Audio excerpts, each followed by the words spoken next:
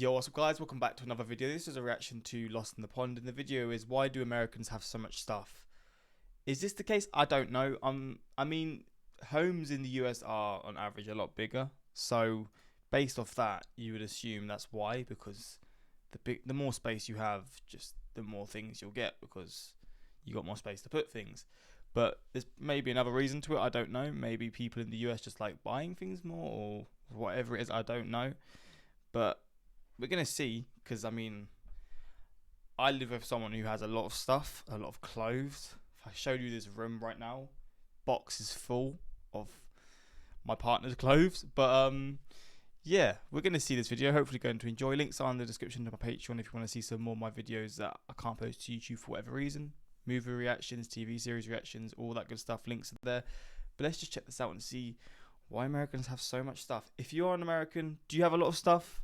Let me know in the comments, because obviously, I don't know, this is maybe just a generalized thing, but maybe typically they do. I don't know. Hello, I'm Lawrence, and I'm on a quest to uncover all of the memos that Britain and America lost in the pond, and one of those memos pertains to stuff. Good old stuff. Everybody's got stuff, but some people have more stuff than others, which brings me on to a philosophical question that I've heard a lot since moving to the United States. Do Americans have too much stuff? And I know what you're thinking. Ooh, Lawrence, that's rich coming from a Brit who's surrounded by 16 billion boxes. Well, firstly, I am also American, so these boxes might bolster the argument of the Yes Brigade. But secondly, the boxes are empty, dumped here in the spare bedroom so that they can later be broken down by me and my wife. Mostly me. Entirely.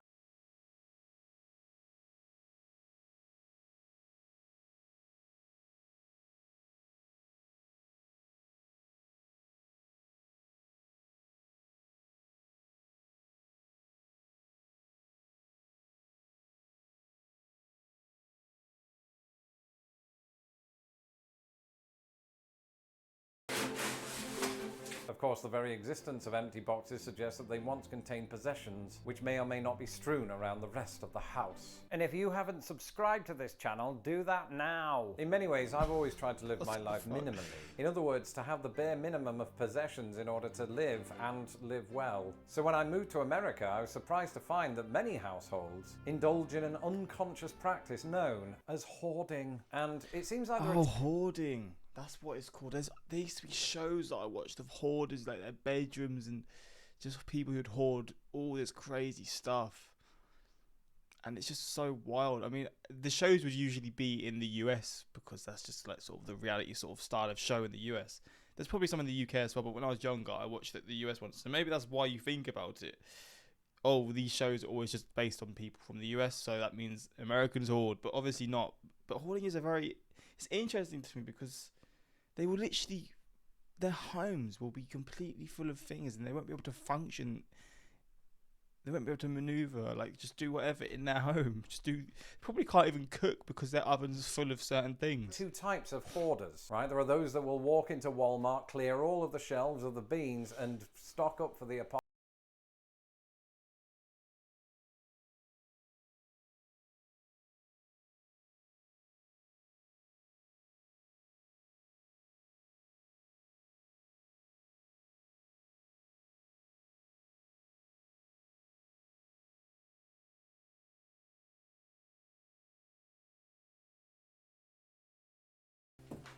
This stuff, whatever it might be, a collection of candlesticks, a beanbag, or a lava lamp from the 90s, can end up in various rooms like the basement where it's out of the way, or the garage that you don't use for your vehicles because you've got a driveway. And my feeling on this is that Americans might well be more predisposed to unconscious hoarding.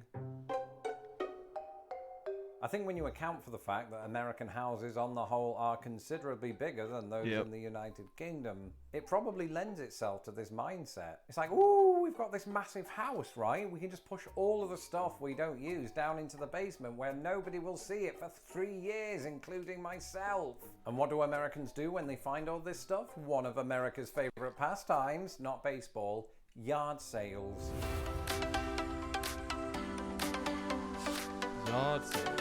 Yard sales or You have like car boot sales in the UK, but you don't really sell stuff from your garden. You'll have to go to like an area where loads of people will be selling stuff. jumble sales, as they're known in the UK, are a big fixture of Midwestern life, especially at this time of year. You'll be driving down the street on your way to Arby's when all of a sudden, out of the corner of your eye, you see this table containing some porcelain dolls and a sweet vinyl collection. So you pull over, meet some people that you're never going to speak to again in your life, hand them $15 and go home with the best of Kenny Rogers. I was jet lagged. In 2014, the LA Times reported that the average American household contains a whopping 300,000 items. Now, I don't know about you, but I can't even list 300,000 items. And even if I could, the only people that would watch that video are the same people that say, Lawrence, I could honestly watch a YouTube sensation such as yourself read the phone book. To be fair, that's about 3/5 of my audience, which, as fate would have it, is about 300,000 people. But in any case, the number could be dubious. Try as I might to sift through the clutter, I couldn't find a study that corroborates the average number of household items in America. But there are some other telling statistics out there. Remember a few months ago when I said this? Welcome to the first garage that I've ever owned, right here in Illinois, and it's quite a lot bigger than the garage that, I grew up in. I didn't grow up in it. I grew up in a house that had a garage in England, and it was much smaller than this one. It's big enough for 2 cars. We only have 1 car. Well, that same LA Times article reported federal findings that a quarter of Americans who own 2-car garages don't use them for automobiles. If that's you, let us know what you do use them for, but just be Actually, yeah, you probably just use it for your tools and stuff, right? Which does make sense because it's just out of the way and you can just get to it quick because they're usually like. I've never lived in a house that has a garage, so I can't actually say. But typically, when I've seen it in the films, they'll be like, you go from the kitchen into the garage as like a doorway or whatever. That the FBI may be vetting the comments.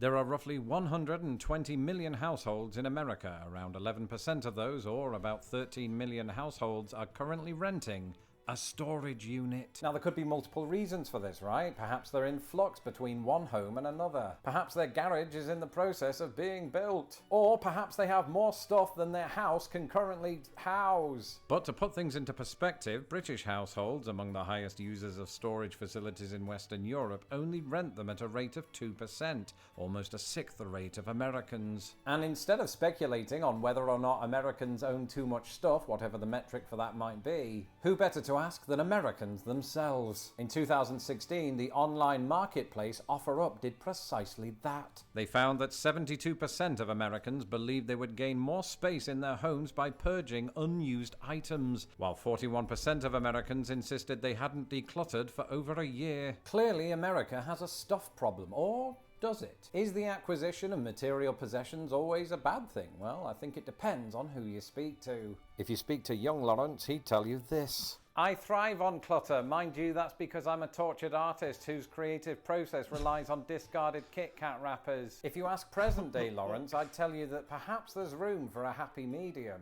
After all, we each have household items that aren't particularly necessary but are worth keeping around because they're sentimental, like this library book I took out when I was 12, or because they spark joy, like this library book I took out when I was 12. Either way, there's a big part of me that periodically prefers to purge possessions. And given the sheer number of garage sales, it seems that my fellow Americans often feel the same way. And how can we not, especially when it now means we can go for a lie down in that once cluttered spare bedroom. So if you know of any mattress companies that would sponsor my videos, please let me know. And that's it for this episode. I'm Lawrence from Before YouTube Was Invented. If you like this video, go and watch my visit to Lowe's where I picked up more clutter. Be sure to follow me on Twitter at LostInThePondUS and don't... Well, there we go. I mean, this is probably a thing that is around the world. I mean, you do see these shows on TV and it's typically American families because it's American TV channels that will make those sorts of shows, but I feel like it's around the world, to be honest. My mum, to be honest, has a lot of clutter in her house. When I lived there, it was very messy, just full of stuff that's not needed. So I've lived with someone who has that kind of mindset, or not mindset, who just doesn't clean or doesn't get rid of things or whatever it is. But yeah, I mean, my room isn't the cleanest. It's not really. Are clothes clutter? They maybe are, but the reason we have them all around my room is because we don't have a wardrobe. So that's kind of why. If we had a wardrobe, it wouldn't be like that. But in terms of clutter, I think quite well. We did quite well. I mean, I keep my boxes, a lot of my boxes for sort of electronics that I buy. So say I buy, I don't know, a PC part, I'll keep the box for if I don't know, want to sell it and just have the box there. But which I guess is kind of similar to that, but I don't have a lot of things that I own because I don't really buy clothes, I don't really buy many things. So if I've got an excuse to keep some things, I'll keep some things, alright? But no, honestly, this is an interesting watch, but I don't know if this is the case, if Americans have more. The only real argument would be bigger homes, which means you can have more things, you can own more things, but who knows? But yeah, hopefully you enjoyed. Until next time, like, subscribe, peace.